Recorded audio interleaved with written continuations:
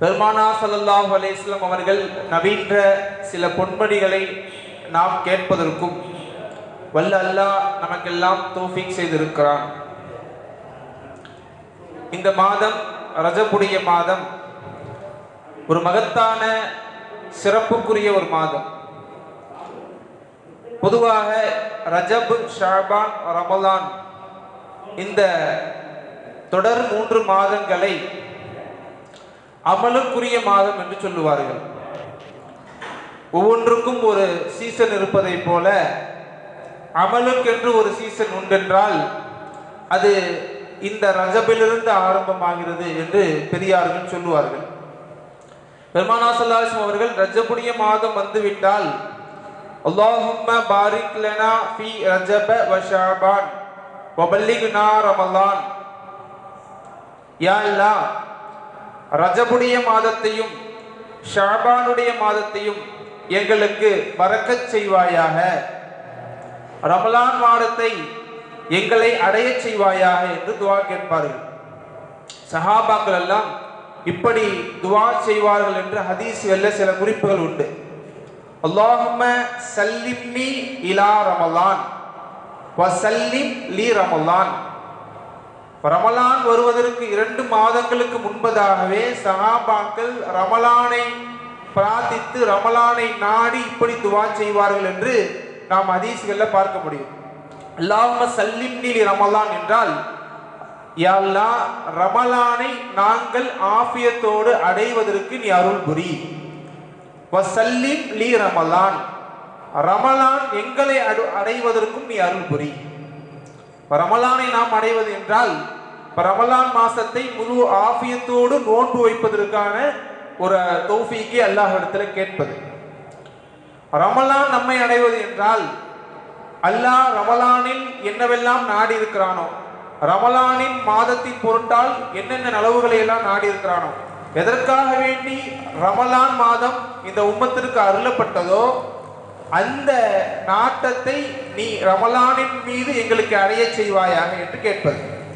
இப்ப எங்களையும் நீ ரமலானை அடைய செய், ரமலானையும் எங்கள் மீது அடைய செய் என்று சஹாபாக்கள் துஆ செய்வார்கள் என்று நாம் ஹதீஸ்களில் பார்க்க முடிகிறது.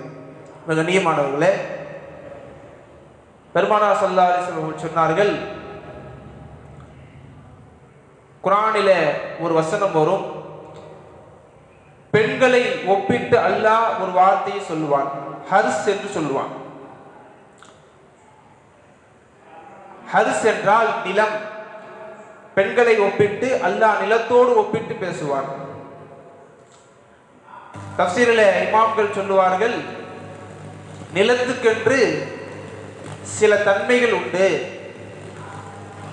அதில் மிக முக்கியமான 3 தன்மைகள் அது பெண்களிடத்திலே இருக்க வேண்டும் என்று சொல்லுவார்கள். பொதுவாக பெண்கள் பயான் என்பதால் இந்த மாதிரி விஷயங்களை நாம் பெண்கள் என்று குறிப்பிட்டு சொல்லுகின்றோம்.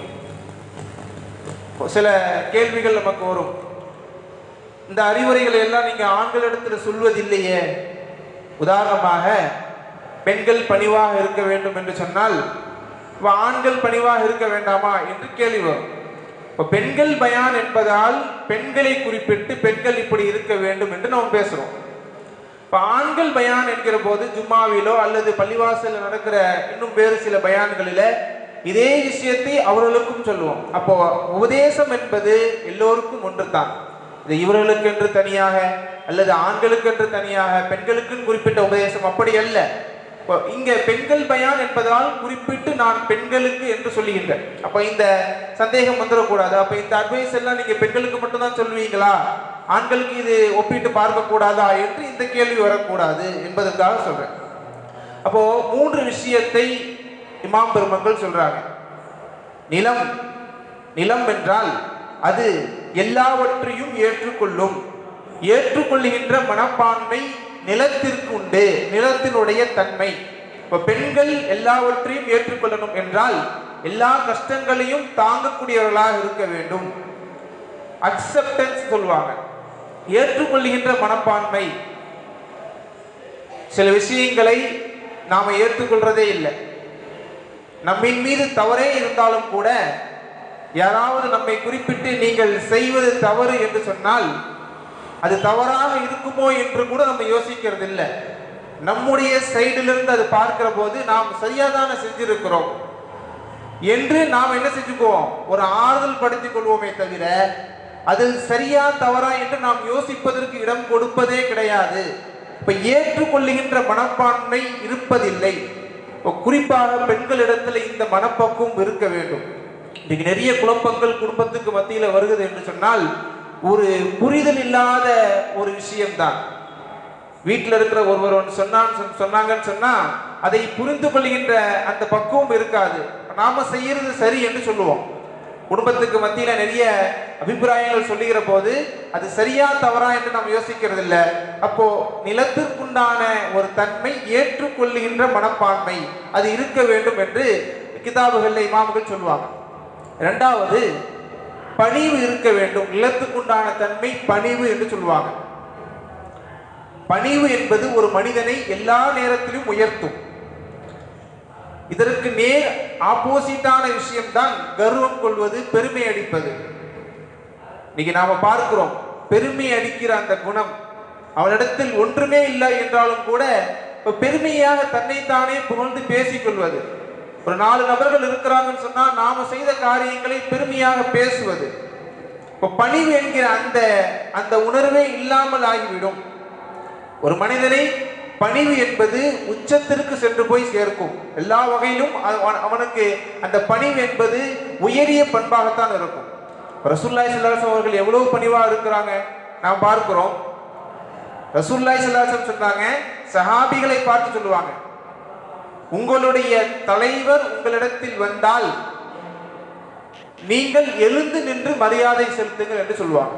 குமு அலா செய்துக்கும், உங்களுடைய தலைவர் உங்களிடத்துல வராருன்னு சொன்னா நீங்க எழுந்து நின்று அவங்களுக்கு கண்ணியத்தை செலுத்துங்க. பொதுவா ஆசிரியர்கள் வருகிற போது மாணவர்கள் எழுந்து நிற்பாங்க ஒரு மரியாதைக்காக வேண்டி. மூத்தவர்கள் வருகிறார்கள் என்று சொன்னால் எழுந்து நிற்க வேண்டும். வயதில் கம்மியா இருக்கிறவங்க கொஞ்சம் அசைவுகளை ஏற்படுத்தி அவங்க வராங்க என்பதற்கு நம்ம என்ன செய்யணும், அவங்க வரவேற்கும் விதமா என்ன செய்யணும், அவங்க சில அசைவுகளை செய்யணும். நம்ம வீட்டில் இருக்கிறோம்னு சொன்னா, இப்போ குடும்பத்தில் யாராவது உறவினர்கள் வராங்க, இப்போ நாம வீட்டில் அமர்ந்து இருக்கிறோம்.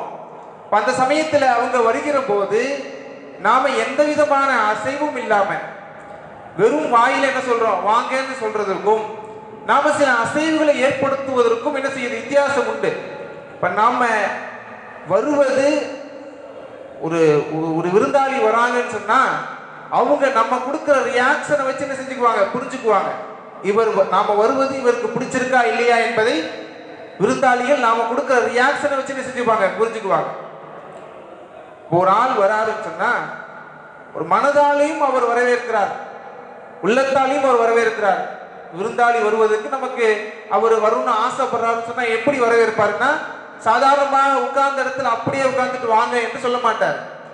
வந்தவுடன் அந்த முகத்தில் அந்த சந்தோஷம் தெரியும், வாங்க என்று முக மலர்ச்சியோடு சொல்லுவாங்க, வாங்க அஸ்ஸலாமு அலைக்கும் உள்ள வாங்கன்னு சொல்லுவாங்க. இப்போ பிடிக்காத ஆள் வரும்போது அந்த முகபாவனை வேற மாதிரியாக இருக்கும், இப்போ உடல் அசைவுகள் வேற மாதிரியா இருக்கும். அப்போ ஒரு தலைவர் வருகிறார் என்று சொன்னால், உங்களுடைய ஆசிரியர் வராருன்னு சொன்னா, உங்கள முக்கியமானவர் வராருன்னு சொன்னா, உங்களுடைய பெரியவர்கள் உங்களுக்கு மத்தியில வயசுல கூடனவங்க வராங்கன்னு சொன்னா அவங்க வருவதற்குண்டான சில அசைவுகளை செஞ்சு நீங்க என்ன செய்யுங்க, அவங்களை வரவேற்பு செய்யுங்க. ரசூலுல்லாஹ் அப்படி செய்வாங்க. ரசூலுல்லாஹ் பயான் பேசிக்கிட்டு இருக்கிறாங்க, சபையில உட்கார்ந்து ஒரு சஹாபி வருகிற போது ரசூலுல்லாஹ் என்ன செய்வாங்கன்னா தங்களுடைய உடலை கொஞ்சம் லேசா அசைச்சு அவங்களை வரவேற்பு கொடுப்பாங்க, ஒரு வெல்கம், வரவேற்பதில் மகிழ்ச்சி என்பதை தெரிவிப்பாங்க. இப்ப இப்படியாக ரசூலுல்லாஹி ஸல்லல்லாஹு அலைஹி வஸல்லம் சொன்னாங்க, உங்களுடைய தலைவர் வந்தாங்கன்னு சொன்னா நீங்க எழுந்து நின்று அவங்களுக்கு கண்ணியப்படுத்தி கொடுங்க. உங்கள வயசானவங்க பெரியவர்கள் வருகிற போது அவங்களை நீங்க கண்ணியப்படுத்துங்கன்னு சொன்னாங்க. அதே ரசூலுல்லாஹி ஸல்லல்லாஹு அலைஹி வஸல்லம் சொன்னாங்க, நான் வருகிற போது நீங்கள் எழுந்து நிற்க வேண்டாம் என்று சொன்னாங்க. நான் வரும்போது நீங்க எழுந்திருக்க வேண்டாம் சொன்னாங்க. உங்களுடைய தலைவர் வருகிற போது, பெரியவர்கள் வருகிற போது நீங்கள் எழுந்து நில்லுங்கள் என்று சொன்னாங்க. இப்ப ரசூலுல்லாஹ்வுடைய பணிவு இதுதான். ஒரு உம்மத்துக்கே பெரிய நபியாக இருந்தாலும், முழு உலகத்திற்கு அருட்கொடை என்று அல்லாஹ் சொல்லி இருந்தாலும் கூட ரசூலுல்லாஹ்வுடைய பணிவு என்பது இப்படித்தான் இருக்கும். மூன்றாவது விஷயம், நிலம் என்பது எதை போட்டாலும் அது வளர்க்கின்ற தன்மையை கொடுக்கும், அது வளர்த்து கொடுக்கும், விளைய செய்யும். நிலம்ங்கிறது அந்த மாதிரி ஒரு தன்மை இருக்குது. நீங்க என்ன விதை போட்டாலும் அந்த விதைக்கேற்ப அது செடி முளைக்கும். அப்படியாக பெண்கள் இருக்க வேண்டும், தங்களை தாங்க வளர்த்து கொள்ள வேண்டும் என்று பெரியவர்கள் இந்த இந்த நிலம் என்பதற்கு இந்த இந்த விளக்கங்களை எல்லாம் சொல்லுவாங்க.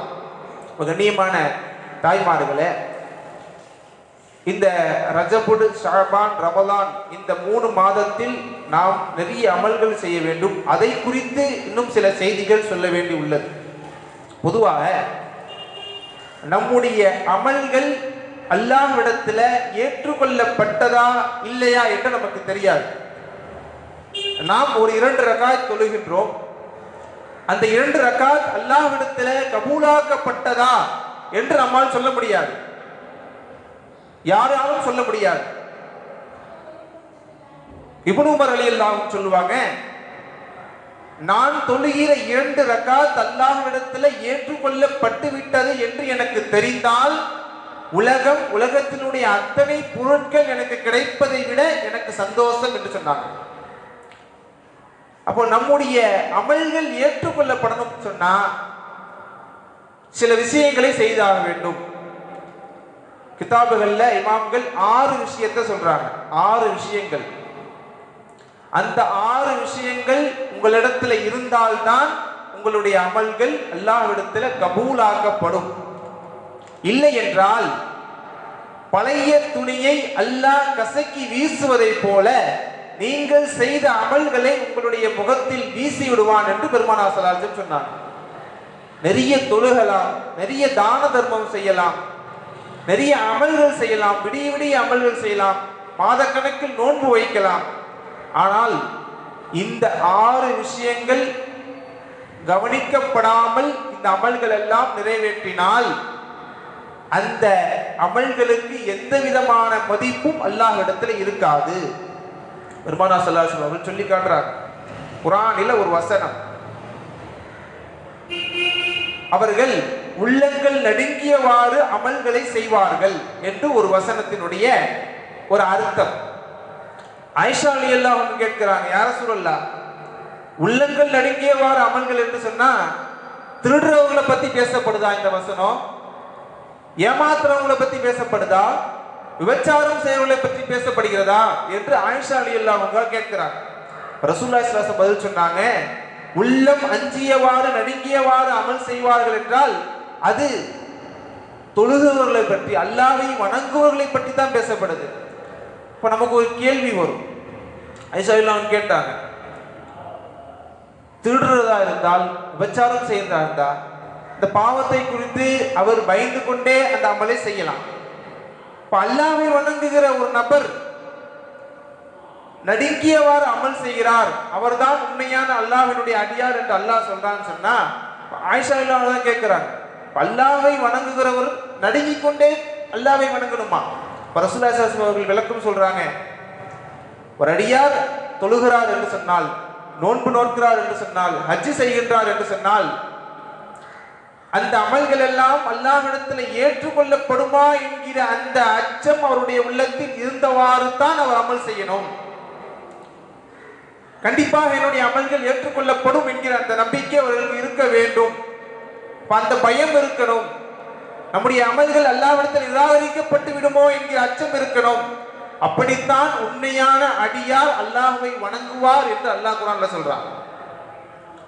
அப்துல்லாஹ் இப்னு உமர் ரலியல்லாஹு அன்ஹு அவர்கள் ஒரு ஹஜ்ஜுடைய சமயத்தில் ஒரு குன்றின் மேல் ஏறி பார்க்கிறாங்க. நிறைய ஹஜ்ஜி செய்ய வந்திருக்க எல்லா நாடுகள்ல இருந்து ஆட்கள் வந்திருக்கிறாங்க. பார்த்து ஆச்சரியப்படுறாங்க, இவ்வளவு நபர்கள் வந்திருக்கிறாங்களே, ஹஜ்ஜி செய்வதற்கு இவ்வளவு கூட்டம் வந்திருக்குதே.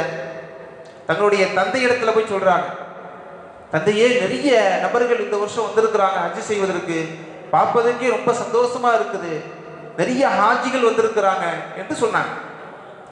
உமர் ரலியல்லாஹு அன்ஹு அவர்கள் அதுக்கு பதில் சொல்றாங்க, இங்கே வந்திருக்கிறவர்கள் எல்லோரும் ஹாஜி கிடையாது. பொதுவாக நம்ம ஹஜ்ஜிக்கு யாராவது போகணும்னு சொன்னா நம்முடைய பெயருக்கு பின்னால் ஹாஜின்னு சேர்த்துக்குவோம். உமர் ரலியல்லாஹு அன்ஹு சொல்றாங்க, இங்கே வந்திருக்கிற அத்தனை நபர்களும் ஹஜ்ஜி செய்தவர்கள் அல்ல, யாருடைய ஹஜ்ஜி கபூலாக்கப்பட்டு விட்டதோ அவர்கள்தான் ஹாஜிகள், அவர்கள்தான் ஹஜ்ஜி செய்யப்பட்டவர்களாக கருதுவார்கள் எத்தனை லட்சம் மக்கள் வந்திருந்தாலும் அல்லாஹ் யாருடைய ஹஜ்ஜை ஏற்றிருக்கிறானோ அவங்க தான் ஹஜ் செஞ்சவங்கள ஆக முடியும் என்று உமர் இல்லாமல் தன்னுடைய மகனுக்கு பதில் சொல்வாங்க. 6 விஷயத்துல முதல் விஷயம், நம்முடைய அமல்கள் அல்லாஹ்விடத்தில் ஏற்றுக்கொள்ளப்பட வேண்டும் என்றால், யா அல்லாஹ் என்னுடைய அமல்களை ஏற்றுக்கொள்வாயா என்று துஆ செய்வது. ரப்பனா தக்கப்பல் மின்னா, ரசூலுல்லாஹ் அதிகமாக கேட்ட துஆ, யா அல்லாஹ் எங்களிடத்திலிருந்து இதை ஏற்றுக்கொள்வாயாக. இதே துஆ குர்ஆனில் வருகின்றது. அல்லாஹ் இந்த செய்திகளை எல்லாம் சொல்லிட்டு இந்த துஆவையும் அல்லாஹ் என்ன செய்வான், குறிப்பிடுவான்.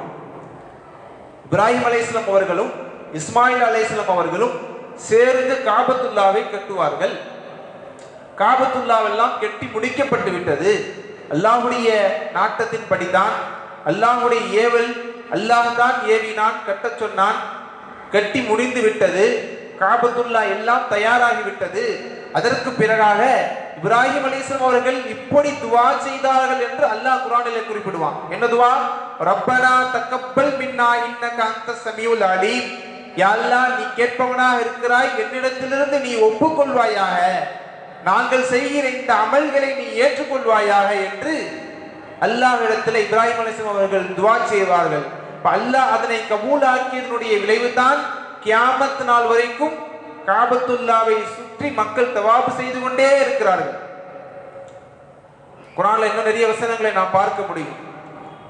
இம்ரான் அவர்களுடைய மனைவி மரியம் அலைஹிஸ்ஸலாமுடைய தாயார் அல்லாஹ்விடத்தில் ஒரு நேர்ச்சை ஒன்றை வைக்கிறாங்க. என்ன நேர்ச்சைன்னு சொன்னா, யா அல்லாஹ் எனக்கு குழந்தை பிறந்து விட்டால் இந்த பைத்துல் முகத்தஸுக்காக வேண்டி நான் பணிவிடை செய்வதற்கு, ஹிதமத்துக்காக வேண்டி அந்த குழந்தையை நான் உன்னுடைய பொறுப்பில் விட்டு விடுவேன் என்று ஒரு நேர்ச்சை வைக்கிறாங்க. எனக்கு குழந்தை பிறந்துச்சுன்னா நான் அது பள்ளிவாசலுக்கே கொடுத்துருவேன், பள்ளிவாசலுக்கே நான் என்ன செய்வேன், அதை அந்த பணிகளுக்காகவே நான் விட்டுருவேன் என்று செய்றாங்க, நேர்ச்சை வைக்கிறாங்க. இப்போ குழந்தை பிறக்குது, பெண் குழந்தை மரியம் அலைஹிஸ்ஸலாம் பிறக்கிறாங்க. ஆண் குழந்தையாக இருந்தா பள்ளிவாசல்ல என்ன செஞ்சிடலாம், விட்டுறலாம். பெண் குழந்தை பிறந்திருக்குது. அப்போ அவங்க துஆ செய்கிற போதே ஃபதகப்பலுஹு மின்னி, நான் நேர்ச்சை செய்கிறேன், அதை என்னிடத்திலிருந்து ஏற்றுக்கொள்வாயாக என்று துஆ கேட்கிறாங்க. ஃபதகப்பலுஹு மின்னி, இந்த வார்த்தைகளை அல்லாஹ் குர்ஆனில் பதிவிடுறான். இப்போ அல்லாஹ் அதனை ஏற்றுக்கொள்வதனுடைய விளைவுதான் மரியம் அலைஹிஸ்ஸலாம் அவர்கள் பைத்துல் முகத்தஸிலே வாழ்வார்கள். அதற்கு பின்னால நிறைய அற்புதங்களை அல்லாஹ் மரியம் அலைஹிஸ்ஸலாம் அவர்கள் மூலமாக நிகழ்த்தி காட்டுவான். மரியம் என்கிற சூறாவையே அல்லாஹ் என்ன செஞ்சிருக்கிறான், இந்த குர்ஆனில் ஒரு சூறாவையே கொடுத்திருக்கிறான். அவர்கள் மூலமாக நிறைய விஷயங்களை அல்லாஹ் இந்த உம்மத்திற்கு நிறைய பாடங்களை, படிப்பினைகளை கொடுக்கிறான். அல்லாஹ் ஒரு விஷயத்தை ஏற்றுக்கொண்டு விட்டான் என்பதற்கான அடையாளங்கள் இதுவெல்லாம். ரசூலுல்லாஹி ஸல்லல்லாஹு அலைஹி வஸல்லம் இடத்துல ஒரு சஹாபி வருகிறார்கள். அபூ சயீத் அல் குத்ரி என்கிற ஒரு சஹாபி. அவர்கள் ஒரு கனவு கண்டிருந்தாங்க. அந்த கனவை ரசூலுல்லாஹ் இடத்துல வந்து சொல்றாங்க.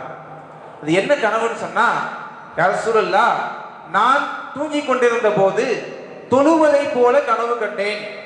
எனக்கு முன்னால் ஒரு மரம் ஒன்று இருக்குது. நான் சஜிதா செய்கிறேன், அந்த மரமும் சஜிதா செய்கிறது. அந்த மரம் சஜிதா செய்து விட்ட பிறகு சஜிதாவிலே சில விஷயங்களை அது ஓதுகிறது. அந்த வாக்கியங்கள் என்னுடைய காதில் விழுகிறது. அது என்ன வாக்கியம் ரசூலுல்லாஹ் கேட்கும்போது அபூ சயீத் குத்ரி ரலியல்லாஹு அன்ஹு சொல்றாங்க, அந்த மரம் இப்படி துஆ செய்தது, அல்லாஹ் மக்துபிலி பிஹா இந்த கஅஜரா, யா அல்லாஹ் இந்த சஜ்தாவுக்கு பிரகாரமாக எனக்கு நன்மையை கொடுப்பாயாக, இந்த சஜ்தாவின் பொருட்டால் என்னுடைய பாவத்தை மன்னிப்பாயாக, வதகப்பலஹா மின்னி கமா தகப்பல்தஹா அப்திக தாவூத், தாவூத் நபியிடத்திலிருந்து நீ எப்படி அமல்களை, பாவ மன்னிப்பை எல்லாம் ஏற்றுக்கொண்டாயோ அதே போல என்னிடத்திலிருந்து இந்த சஜ்தாவை ஏற்றுக்கொள்வாயாக என்று அந்த மரம் துஆ கேட்டது என்று அபூ சயீத் குத்ரி ரலியல்லாஹு அன்ஹு என்ன செய்றாங்க, ரசூலுல்லாஹ் வந்து சொல்றாங்க. இப்படி சொல்லிட்டு இந்த கனவை எல்லாம் சொல்லிட்டு அவங்க போயிட்டாங்க. பிறகு ரசூலுல்லாஹி ஸல்லல்லாஹு அலைஹி வஸல்லம் அவர்கள் தொழுகைக்கு தக்பீர் கட்டி சஜ்தாவில போறாங்க. அந்த மரம் எதை ஓதியதாக அபூ சயீத் குத்ரி ரலியல்லாஹு அன்ஹு சொன்னாங்களோ அதே வாக்கியத்தை ரசூலுல்லாஹ் ஓதுறாங்க. அல்லாஹ் மக்தூப் லிபிஹா இந்தக அஜ்ரா, யா அல்லாஹ் இந்த சஜ்தாவுக்கு பதிலாக பிரகாரமாக எனக்கு நீ நன்மையை வழங்குவாயாக, இந்த சஜிதாவின் பொருட்டால் என்னுடைய பாவத்தை மன்னிப்பாயாக. எப்படி தாவூத் அலைஹிஸ்ஸலாமிடத்திலிருந்து நீ இந்த சஜிதாவை ஏற்றுக்கொண்டாயோ, பாவ மன்னிப்பை ஏற்றுக்கொண்டாயோ, அமல்களை ஏற்றுக்கொண்டாயோ, அதே போல என்னிடத்திலிருந்து ஏற்றுக்கொள்வாயாக என்று ரசூலுல்லாஹி ஸல்லல்லாஹு அலைஹி வஸல்லம் உடனே என்ன செய்யறாங்க, செய்து காட்டுறாங்க. அப்போ நம்முடைய அமல்கள் ஏற்றுக்கொள்ளப்பட வேண்டும் என்றால் முதல் விஷயம் அது ஏற்றுக்கொள்ளப்பட வேண்டும் என்று நம்ம அல்லாஹ்விடத்துல கேட்கணும். யா அல்லாஹ் எங்களுடைய அமல்களை ஏற்றுக்கொள், நாங்கள் தொழுகிற தொழுகைகளை ஏற்றுக்கொள், நாங்கள் நோக்கிற நோன்புகளை ஏற்றுக்கொள். ஃபதகப்பல் மின்னி, ஒவ்வொரு தடவை நாம நோன்புல இஃப்தார் நேரங்கள்ல நியத்து சொல்லுகிற போது இந்த வார்த்தையை சொல்லுவோம், யா அல்லாஹ் என்னிடத்திலிருந்து இந்த நோன்பை நீ ஏற்றுக்கொள். ஹஜ் செய்கிற போது இந்த துஆக்களை நாம் ஓதுவோம். எல்லா அமல்களுக்கு பிறகும் இந்த அமல்களை ஏற்றுக்கொள்வாயாக என்று நாம் துஆ செய்ய வேண்டும். இதுதான் முதல் அம்சம். நம்முடைய அமல்கள் ஏற்றுக்கொள்ளப்பட வேண்டும் என்பதற்கான முதல் அம்சம். இரண்டாவது விஷயம், அமல் செய்கிற போது, அல்லாஹ்வை வணங்குகிற போது நாம் ஒரு அமல் செய்யறோம்னு சொன்னா, சிறிய அமலாக இருக்கட்டும், பெரிய அமலாக இருக்கட்டும், சிறிய தானமாக இருக்கட்டும் அல்லது பெரிய அளவிலான தானமாக இருக்கட்டும், என்ன அமல் செய்தாலும் அது விசாலமான மனதிலால் செய்யணும். ஏனோ தானோ என்று செய்யக்கூடாது. இன்றைக்கு நாம் பார்க்கிறோம், ஜகாத் கடமையானவர்கள் ஜகாத்துக்கு யாருக்காவது பொருட்கள் தரணும்னு சொன்னா அவர்களிடத்தில் இருக்கிற பழைய பொருட்கள், ஒரு மட்டமான சேலைகள், மட்டமான துணிகளை தான் என்ன செய்வாங்க, தேர்ந்தெடுத்து வைத்திருப்பாங்க. குர்ஆன்ல அல்லாஹ் சொல்லுவான், அப்படியான கீழ்த்தரமான பொருட்களை நீங்கள் யாருக்கும் கொடுக்காதீங்க. லன் தனாலு பிர்ர ஹத்தா துன்ஃபிகு மா துஹிப்பூன், நீங்கள் விரும்பிய பொருளை அவர்களுக்கு கொடுக்கிற வரைக்கும் உங்களுக்கு எந்த விதமான நன்மையும் உங்களுக்கு கிடைச்சிடாது என்று சொல்றாங்க. உங்களுக்கு என்ன பிடிக்குமோ அதை கொடுங்கள், நீங்கள் எதை பயன்படுத்துவீர்களோ அதை கொடுங்க, நாம என்ன சாப்பிட முடியும் அதை கொடுங்க. இப்ப நமக்கு தேவையில்லாததை கொடுப்பது தர்மமாக ஆகாது. நமக்கு ஒன்று அவசியம் இல்லாத ஒரு பொருள் இருக்குதுன்னு சொன்னா அதை எடுத்து கொடுத்து விட்டு நாம தர்மம் கொடுத்ததுக்கான நன்மை எதிர்பார்த்தால் நிச்சயம் அது கிடைக்காது. இன்னைக்கு ஜகாத்துகள் எல்லாம் அது விசால மனப்பான்மையோடு அது நிறைவேற்றப்படுவதில்லை. எல்லாம் கடமையாகிட்டான், ஏதோ செய்யணும், நோன்பு வந்துட்டா இதெல்லாம் செஞ்சு முடிச்சிடணும், ஒரு விசால மனப்பான்மை கிடையாது. இது அவர்களுக்கு எந்த அளவுக்கு பயன்படும் என்பது கூட நம்ம யோசிக்கிறது இல்லை. நாம கொடுக்கிற பொருட்கள் அவர்களுக்கு பயன்படுமா அல்லது அவர்களுக்கு அது தேவையா இல்ல யோசிக்கிறது இல்லை. அவர்களுக்கு இப்போது பணம் தேவையா அல்லது பொருள் தேவையா எதையும் யோசிக்கிறது இல்லை. அப்போ ஜகாத்துகள் கொடுக்கும் போதும் சரி, நாம தான தர்மங்கள் செய்யும் போதும் சரி, எந்த அமலை செய்தாலும் விசாலமான மனப்பான்மையோடு செய்யணும், விசாலமான எண்ணத்தோடு செய்யணும். இதுதான் இரண்டாவது அம்சம். அப்துல்லா இப்னு முபாரக் ரஹ்மத்துல்லாஹி அலைஹி அவர்கள் மிகப்பெரிய ஒரு முஹத்திஸ், ஹதீஸ் கலை வல்லுனர். ஹதீஸ் கலை என்றால் மிக முக்கியமான ஒரு நபர் முபாரக் இப்னு அப்துல்லா இப்னு முபாரக் ரஹ்மத்துல்லாஹி அலைஹி அவர்கள் ஒரு முறை ஹரம் ஷரீஃபில் ஓரத்தில் படுத்து உறங்கிக் கொண்டிருக்கிறாங்க. அவர்களுக்கு ஒரு கனவு ஒன்று வருகிறது. இரண்டு மலக்குமார்கள் பேசிக் கொள்கிறார்கள். ஒரு மலக்கு சொல்றாரு, இந்த வருடம் எத்தனை நபர்கள் ஹஜ் செய்தார்கள் தெரியுமா என்று ஒரு மலக்கு இன்னொரு மலக்கை பார்த்து கேட்கிறாங்க. இன்னொரு மலக்கு சொல்றாங்க தெரியல என்று சொல்றாங்க.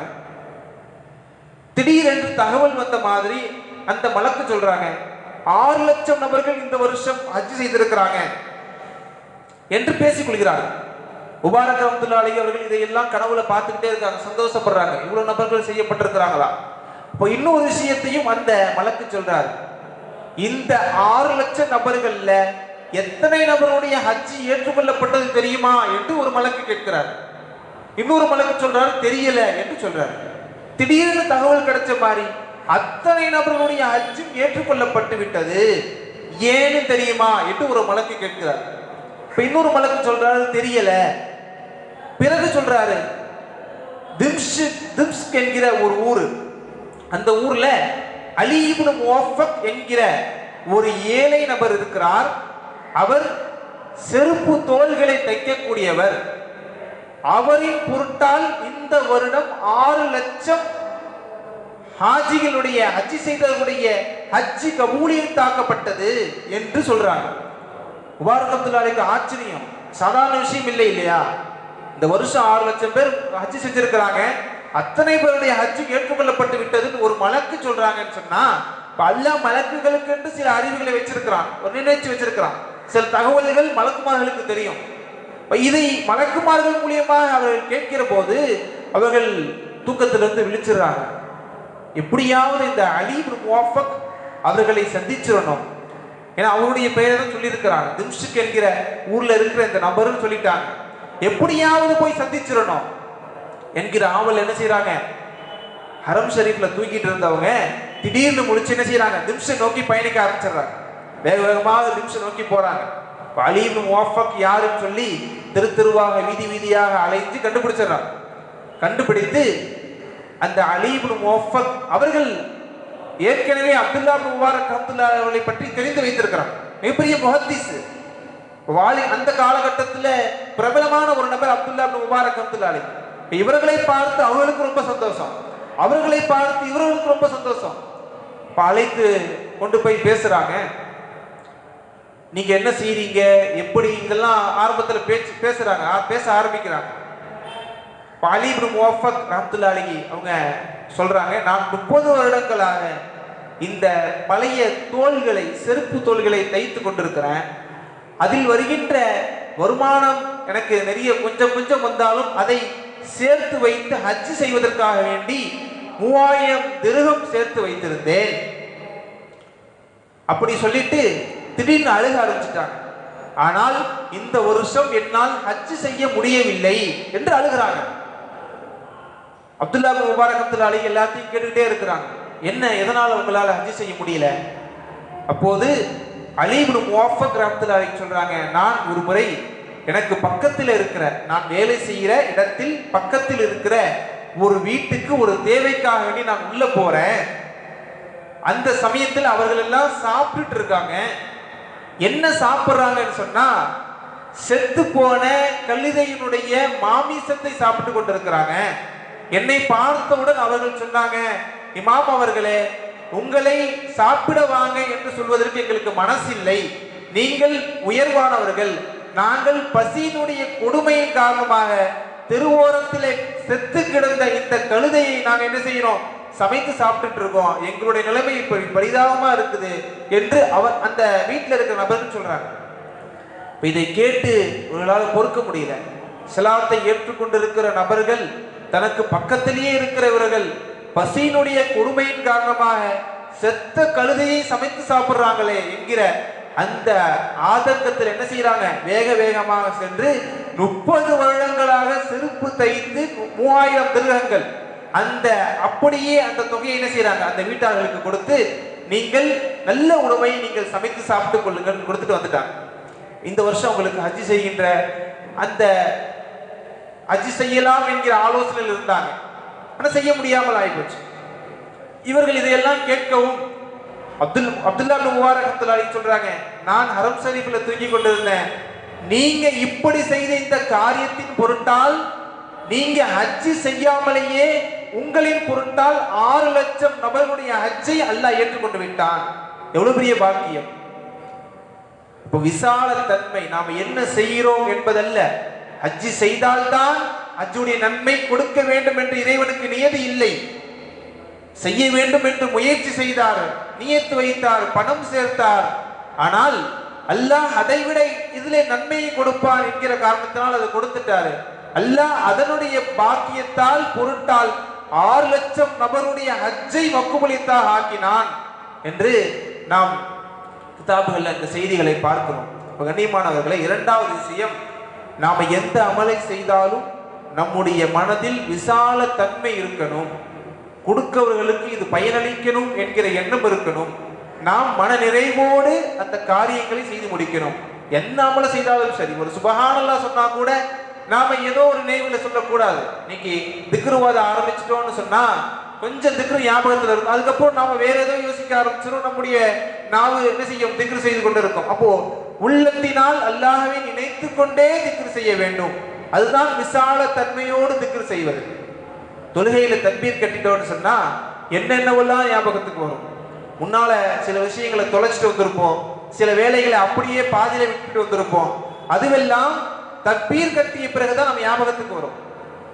இது இந்த மாதிரியான தொழுகை ரசூலுல்லாஹி ஸல்லல்லாஹு அலைஹி வஸல்லம் சொன்னாங்க. தொழுகை சில தொழுகை முனாஃபிக்குகளுடைய தொழுகை என்று சொன்னாங்க. எந்த மாதிரியான தொழுகை தெரியுமா? ஒருவர் தக்பீர் கட்டுவார், காக்கையை போல சஜ்தா செய்வார், வேக வேகமாக தொழுவார். அப்படியான தொழுகை தில்க சலாத்துல் முனாஃபிக், முனாஃபிக்கினுடைய தொழுகை என்று சொன்னாங்க ரசூலுல்லாஹ். நமக்கு ஏதாவது ஒரு வேலை, ஒரு அர்ஜென்ட் வெளியே போகணும்னு சொன்னா என்ன செய்வோம்? ஒரு 2 ரக்காத் தொழுகணும்னா வேக வேகமாக தொழுது விட்டு கடமையை நிறைவேற்ற பார்ப்போம், ஃபர்ல நிறைவேற்றி கிளம்பிடுவோம், அப்படி நினைப்போம். அப்போ இந்த அமல்களில விசாலம் என்பது திருப்தியோடு பொறுமையோடு அல்லாஹ்வினுடைய நினைவோடு அந்த அமலை செய்வது. இப்ப இதுதான் விசாலத்தன்மை. இரண்டாவது விஷயம், நம்முடைய அமல்களை விசால எண்ணத்தோடு செய்யணும். அப்படி செய்தால் அல்லாஹ் நம்முடைய அமல்களை அங்கீகரிப்பான், ஏற்றுக்கொள்வான். மூன்றாவது விஷயம், மிக முக்கியமான விஷயம், இஹ்லாஸ் என்று சொல்லுவோம். உள்ள தூய்மை, இறை பொருத்தத்தை நாடி உள்ள தூய்மையோடு செய்வது. இன்றைக்கு அந்த உள்ள தூய்மை நிறைய நபர்களிடத்தில் இல்லாமல் போகிறது. நாம தொழுகிறோம், யாருக்காக தொழுகிறோம்? முகஸ்துதி என்பது நம்முடைய உள்ளத்தில் வந்து அமர்ந்து கொள்ளுகிறது. நாம தான தர்மங்கள் செய்கின்றோம், யாருக்காக செய்கின்றோம்? மறுமையில் ஒரு 3 நபர்கள் வருவார்கள். ஹதீஸ், பிரபலமான ஹதீஸ், பலமுறை நாம் கேட்டிருப்போம். அல்லாஹ்வுக்காக வேண்டி அல்லாஹ்வுடைய பாதையில் ஷஹீதான உயிர் நீத்த ஒரு நபர் வருவார். அவரை அல்லாஹ் நரகத்துக்கு அனுப்புவான். ஏனென்றால் இந்த உலகத்தில் மக்கள் எல்லாம் என்னை பார்த்து வீரன் என்று சொல்ல வேண்டும் என்று அவர் ஷஹீதாக்கப்பட்டவர், போர்க்களத்திற்கு சென்றவர். இரண்டாவதாக அழகாக ஓதக்கூடிய ஒரு காரி வருவார். மக்கள் எல்லாம் என்னை ஓதக்கூடியவர்கள், அழகாக ஓதக்கூடியவன் என்று சொல்வதற்காக வேண்டியே குர்ஆனை மனப்பாடம் செய்து குர்ஆனை ஓதியவர். மூன்றாவதாக ஒரு பணக்காரர் வருவார். அவரையும் அல்லாஹ் நரகத்திலே வீச சொல்லுவான்.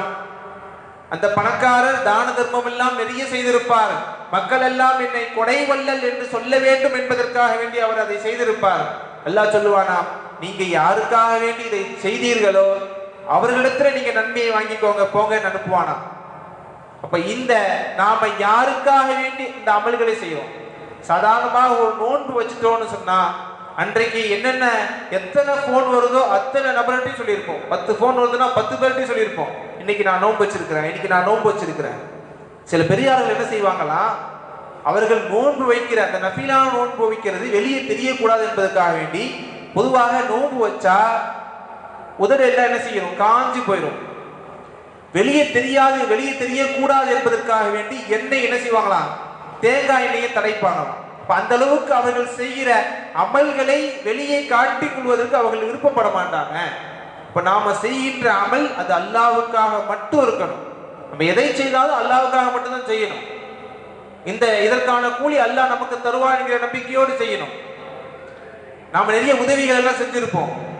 கொஞ்ச காலம் போச்சுன்னு சொன்னா யாருக்கு உதவி செய்தோமோ அவரிடத்திலே சொல்லி காமிச்சிருவோம், நான் தானே இதெல்லாம் செஞ்சு கொடுத்தேன், என்னுடைய உதவினால தானே நீ இந்த அளவுக்கு வளர்ந்து நிற்கிற, இப்படி எல்லாம் சொல்லி காமிச்சிருவோம்.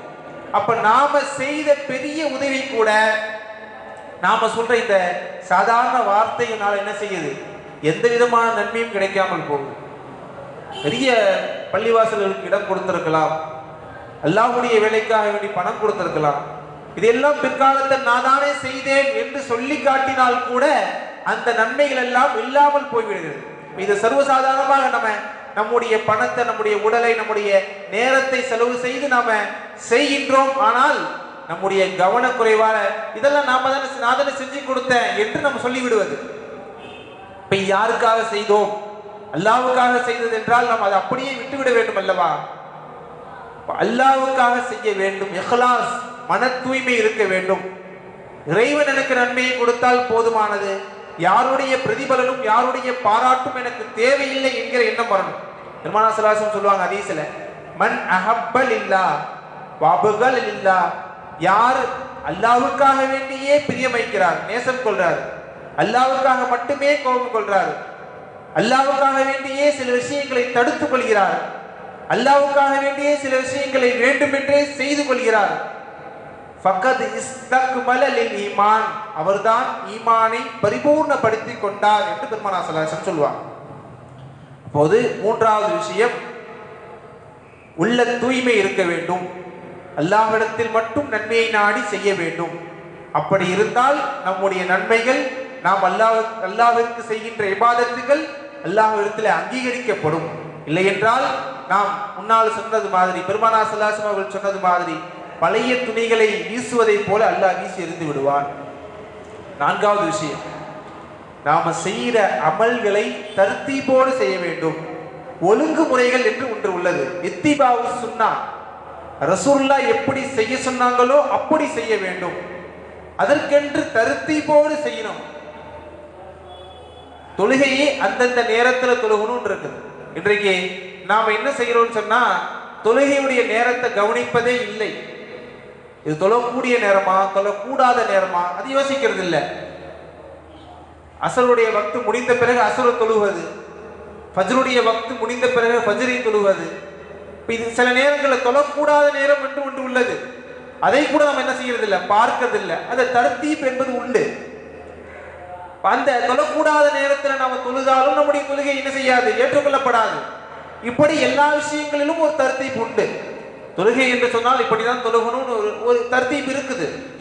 நம்ம சில நபர்களை பார்க்கிறோம், 40-50 வருடங்கள் எல்லாம் தொழுகிறவங்க இருக்கிறாங்க. ஆனால் அவர்களுடைய தொழுகை சரியாக இருக்காது, சஜிதா சரியாக முறையாக இருக்காது, ருக்கு சரியாக இருக்காது. ரசூலுல்லாஹி ஸல்லல்லாஹு அலைஹி வஸல்லம் அவர்கள் பள்ளிவாசல் அமர்ந்திருக்கிற போது ஒரு நபர் வருகிறார். தொழுது விட்டு ரசூலுல்லாஹ்வுக்கு சலாம் சொல்லிட்டு வெளியே போறார். ரசூலுல்லாஹ் மீண்டும் அழைத்து மீண்டும் தொழுகுங்கள் என்று அனுப்பி வைக்கிறாங்க. மீண்டும் தொழுகிறாரு. ரசூலுல்லாஹ் கிட்ட வராரு. ரசூலுல்லாஹ் திருப்பி அனுப்பிக்கிறாங்க, திருப்பி தொழுவுங்க, மீண்டும் தொழுவுங்க. 3வது முறையும் வராரு. 3வது முறையும் அனுப்பி வைக்கிறாங்க, நீங்க மீண்டும் தொழுவுங்கன்னு அனுப்பி வைக்கிறாங்க.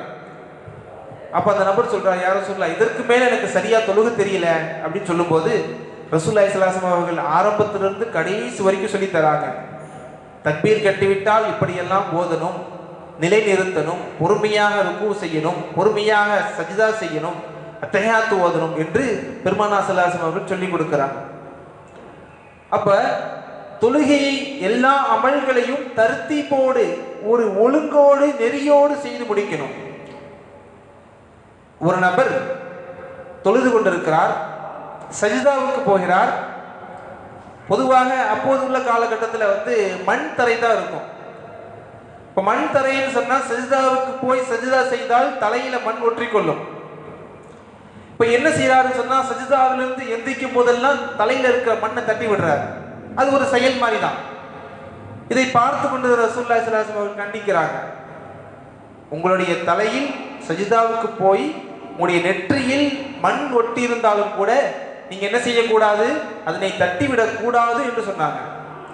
தொழுதுட்டு இருக்கும் போது நாம பார்க்கிறோம் சில செயல்கள், தொழுதுகிட்டே இருப்பாங்க, போன் அடிக்கும்.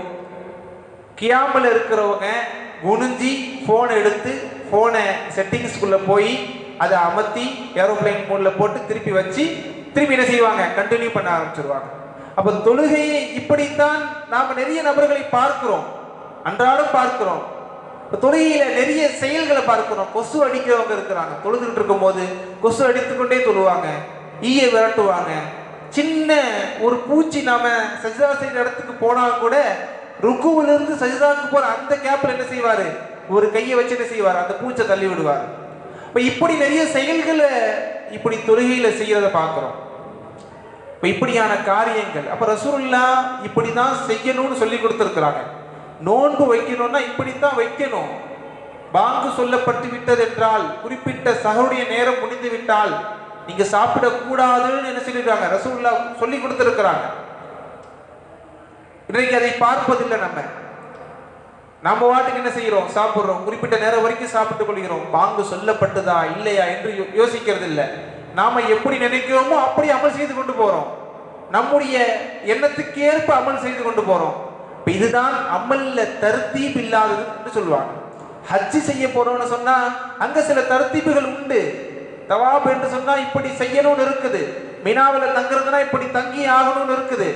இந்த நெறிமுறைகள், இந்த சட்ட திட்டங்களை எல்லாம் பின்பற்றணும். அப்படி செய்தால்தான் அது சரியான அமல்களாக ஏற்றுக்கொள்ளப்படும். தருத்தீப் இல்லாத அமல்கள் அல்லாஹ்விடத்தில் நிராகரிக்கப்படும்.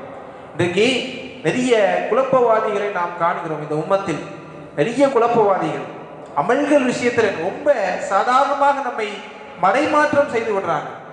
தெரியாத மக்கள் என்ன செய்கிறாங்கன்னு சொன்னா, அவங்களுக்கு அமல்கள் ரீதியாக ஏதாவது சந்தேகம், சட்ட ரீதியாக சந்தேகம் சொன்னா, நாம பல தடவை இதை சொல்லியிருக்கிறோம், நேரடியாக போன் எடுத்துருவாங்க. போன் எடுத்து அதுல என்ன சொல்லப்பட்டிருக்குதுன்னு சொல்லி சர்ச் பண்ணுவாங்க.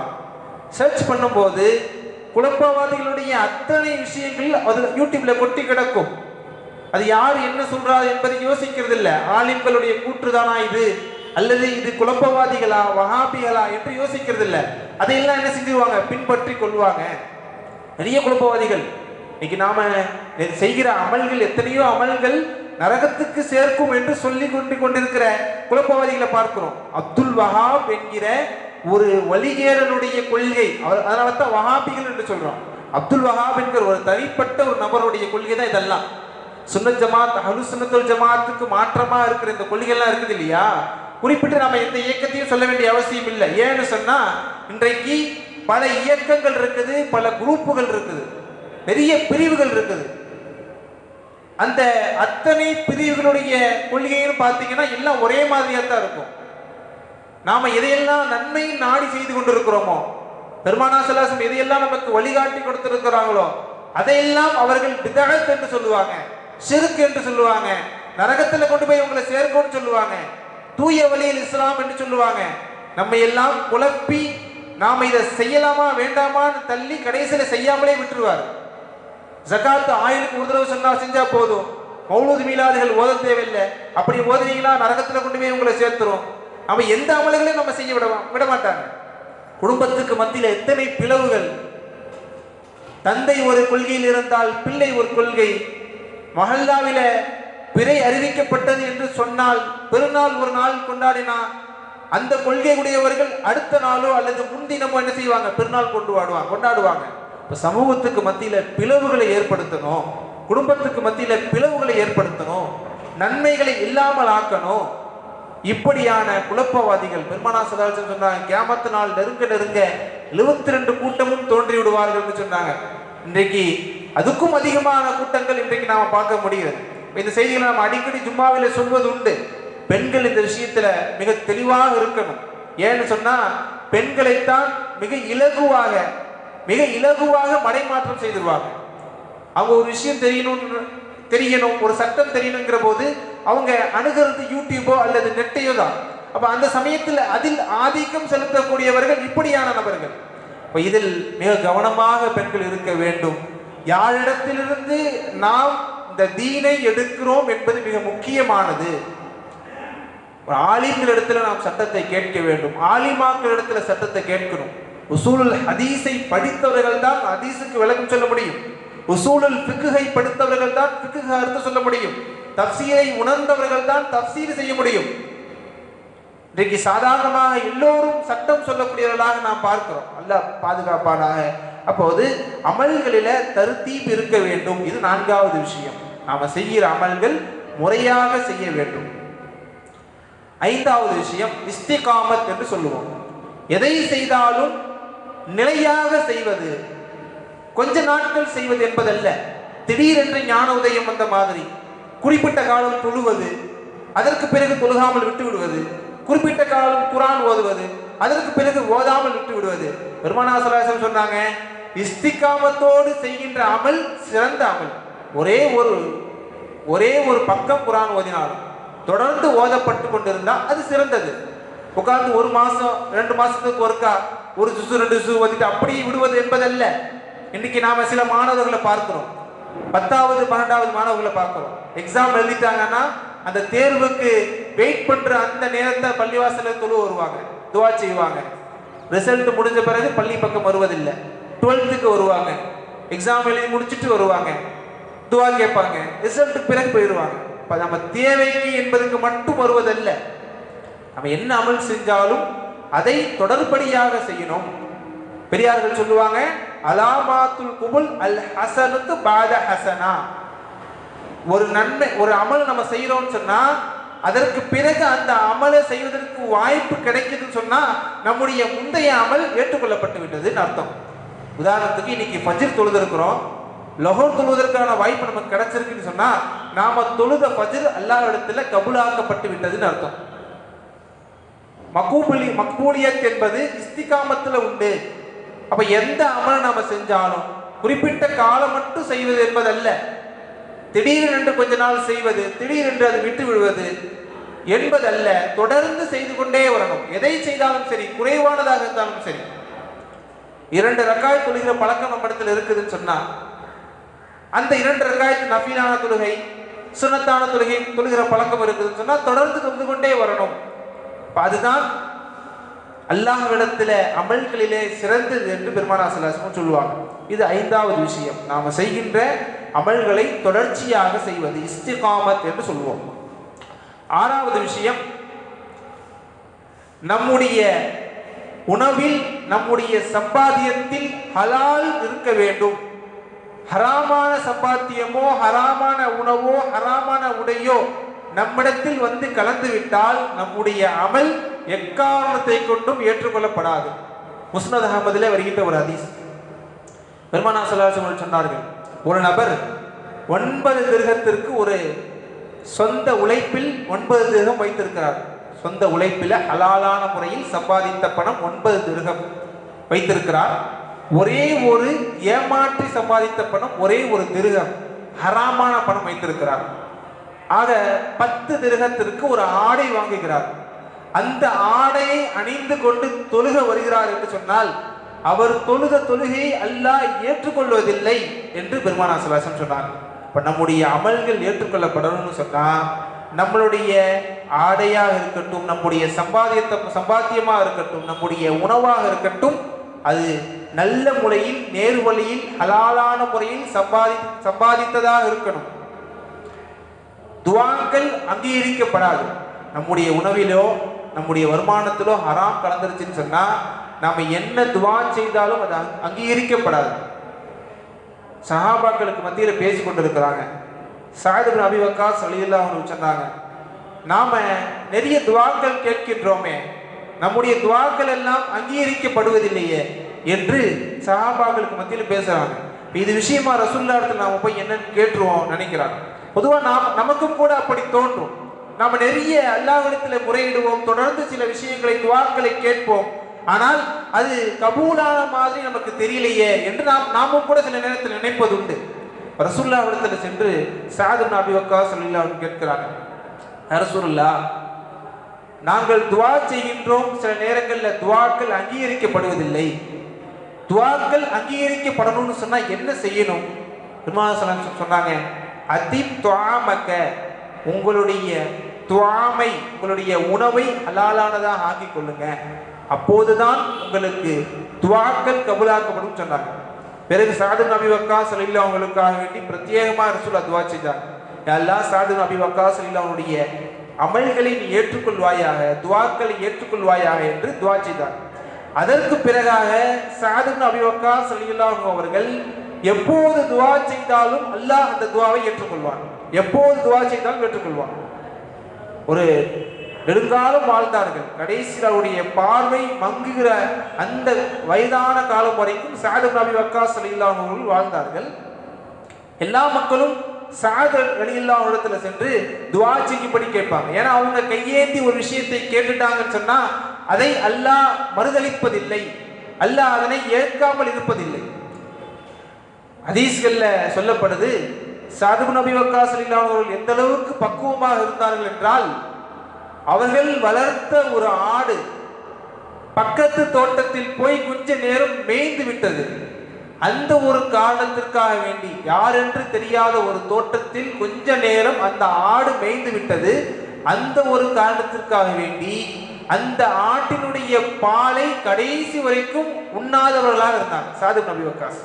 அவங்க கடைசி காலத்துல அவருடைய துஆக்கள் அங்கீகரிக்கப்படுதுன்னு சொன்னா அதனுடைய பின் வரலாறுகள் இதுதான். நிறைய சம்பவங்களை, ஹதீஸ்களை நாம் பார்க்க முடியும். இந்த அளவுக்கு பேணிக்கையாக இருந்திருக்கிறாங்க. அவங்க துவா செய்கிறாங்கன்னு சொன்னா அந்த துவாக்கள் உடனே அங்கீகரிக்கப்படும். ரசூலுல்லாஹி ஸல்லல்லாஹு அலைஹி வஸல்லம் சொன்னாங்க, உங்களுடைய அமல்கள் ஏற்றுக்கொள்ளப்படணும் என்று சொன்னால் நீங்கள் ஹலாலான உணவை உண்ண வேண்டும், ஹலாலான சம்பாத்தியத்தில் வாழ வேண்டும், ஹலாலான சம்பாத்தியத்தில் வாங்கிய ஆடைகளை உடுத்த வேண்டும் என்று சொன்னாங்க. இது 6வது அம்சம். நம்முடைய எந்த விதமான நம்முடைய பொருட்களிலும் ஹராம் கலந்து விடக்கூடாது. அப்படி கலந்துவிட்டால் நாம் செய்கிற வணக்கங்களை அல்லாஹ் ஏற்பதில்லை. இது நம்முடைய அமல்கள் ஏற்றுக்கொள்ளப்படுவதற்கான 6வது அம்சம். கண்ணியமான தாய்மார்களே, சகோதரிகளே, அப்போ நாம் நிறைய அமல்களை செய்கிறோம், அதுவெல்லாம் அல்லாஹ்விடத்தில் கபூலியத்தாக்கப்பட வேண்டும் என்றால் நாம் சாதாரணமாக இதை நாம் எண்ணிவிடக் கூடாது என்பதற்காக வேண்டி சொல்லப்படுகிறது. இப்ப நாம செய்கிற அமல்கள் அல்லாஹ்விடத்தில் கபூலாக்கப்படணும்னு சொன்னா இந்த விஷயங்களை நாம் கவனத்தோடு சிந்திக்க வேண்டும். 2 ரக்காயத் தொழுகிறோம் என்று சொன்னால் இது அல்லாஹ்விடத்தில் இது பொருந்தி கொள்ளப்பட்டதா என்று நாம் யோசிக்கணும். அதனால்தான் ஆரம்பத்தில் சொன்ன ஹதீஸ், ஆயிஷா ரலியல்லாஹு அன்ஹா கேட்டாங்க, சில அடியார்கள் அவர்கள் அமல் செய்கிற போது அஞ்சிக் கொண்டே செய்வார்கள், அது அல்லாஹ்விடத்தில் ஏற்றுக்கொள்ளப்படுமா படாதா என்கிற அச்சத்தோடு செய்வார்கள், அப்படியான அடியார்களை அல்லாஹ் விரும்புகின்றான் என்கிற அந்த அர்த்தத்தில் ரசூலுல்லாஹி ஸல்லல்லாஹு அலைஹி வஸல்லம் அவர்கள் ஆயிஷா ரலியல்லாஹு அன்ஹாவுக்கு பதில் சொல்வாங்க. கண்ணியமானவர்களே, நாம் வாழுகின்ற காலகட்டத்தில் நாம் செய்கிற சிறிய பெரிய அமல்களை அல்லாஹ் கபூலாக்கி தருவானாக. நம்முடைய அமல்களுக்கு பகரமாக அல்லாஹ் நற்கூலிகளை நமக்கு வழங்குவானாக. நாம் மரணிக்கின்ற அந்த சமயத்தில் கலிமா லா இலாஹ இல்லல்லாஹ் முஹம்மது ரசூலுல்லாஹ் என்ற கலிமாவை சொல்லியவாறு பெருமானார் ஸல்லல்லாஹு அலைஹி வஸல்லம் அவர்களை பார்த்தவாறு மரணிக்கின்ற அந்த நசீபை தந்தல் புரிவானாக. நாம் மரணித்த பிறகும் கபரினுடைய வாழ்க்கை அல்லாஹ் பிரகாசமாக ஆக்கி அருள் புரிவானாக. பெருமானாருடைய ஷஃபாஅத்தை நமக்கெல்லாம் நசீபாக்கி தந்தல் புரிவானாக. வாஹிதவானா அல்ஹம்துலில்லாஹி ரப்பில் ஆலமீன். அஸ்ஸலாமு அலைக்கும் வரஹ்மத்துல்லாஹி வபரகாத்துஹு. ஆமீன். அல்ஹம்துலில்லாஹி ரப்பில் ஆலமீன். அல்லாஹும்ம ஸல்லி அலா சய்யிதினா முஹம்மதின் وعلى آل سيدنا محمد وبارك وسلم عليه. ربنا ظلمنا أنفسنا وإن لم تغفر لنا وترحمنا لنكونن من الخاسرين. اللهم أنت السلام ومنك السلام وإليك يرجع السلام. حينا ربنا بالسلام. تباركت ربنا وتعاليت وتعلمت يا ذا الجلال والإكرام. ربنا تقبل منا إنك أنت السميع العليم. ربنا تقبل منا إنك أنت السميع العليم. ربنا تقبل منا إنك أنت السميع العليم. اللهم يسر لنا أمورها في الدنيا والآخرة إنك على كل شيء قدير. اللهم ربنا رب ارحمهما كما ربيانا صغارا. اللهم سهل جسمنا وبلغ مرادنا ويسر أمورنا وحسن مقاصدنا وقل حاجاتنا يا قاضي الحاجات. اللهم طول حياتنا مع الصحة والسلامة والأمن والعافية. اللهم يا مقلب القلوب ثبت قلوبنا على دينك وطاعتك وإيمانك وعبادتك محبتك محبة رسولك شوقك شوق لقائك يا الله يا رحمن يا رحيم. اللهم إنا نسألك علما نافعا وعملا متقبلا ورزقا واسعا وحلالا طيبا برحمتك يا أرحم الراحمين. اللهم إنا نسألك الهدى والتقى والعفاف والغنى برحمتك يا أرحم الراحمين. ربنا لا تؤاخذنا إن نسينا واخطأنا. ربنا ولا تحمل علينا إصرا كما حملته على الذين من قبلنا. ربنا ولا تحملنا ما لا طاقة لنا به واعف عنا واغفر لنا وارحمنا أنت مولانا فانصرنا على القوم الكافرين. اللهم افرغ علينا صبرا وثبت أقدامنا فانصرنا على القوم الكافرين. اللهم ارزقنا حج بيتك الحرم وزيارة نبينا صلى الله عليه وسلم. ربنا لا تزغ قلوبنا بعد إذ هديتنا وهب لنا من لدنك رحمة إنك أنت الوهاب. ربنا هب لنا من أزواجنا وذرياتنا قرة أعين واجعلنا للمتقين إماما. ربنا آتنا في الدنيا حسنة وفي الآخرة حسنة وقنا عذاب النار. صلى الله على خير خلقه سيدنا محمد وعلى آل سيدنا محمد وبارك وسلم عليه آمين. سبحان ربك رب العزة عما يصفون وسلام على المرسلين والحمد لله رب العالمين. صلى الله على محمد صلى الله